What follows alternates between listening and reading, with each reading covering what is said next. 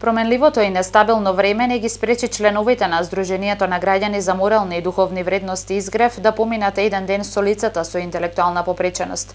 Преку креативни работилници, овие хумани луѓе уште еднаш покажаа колку вакви акции од едукативно-забавен карактер се од големо значење за адаптацијата на овие лица во социјално-интегративниот процес на едно општество.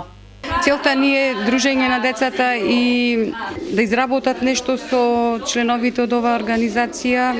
Моментално играат бинго со математички фигури, значи сепак тука е и едукативна оваа работилница, значи препознавање на математичките фигури како квадрат, коцка, круг.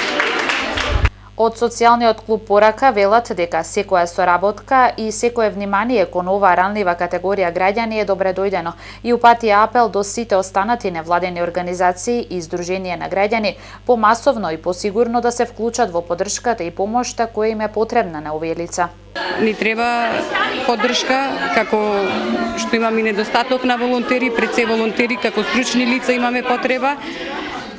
Никогаш доста од волонтери, не дека немаме, имаме, но сепак колку повеќе, толку подобро би било да работат со овие деца и стручни лица.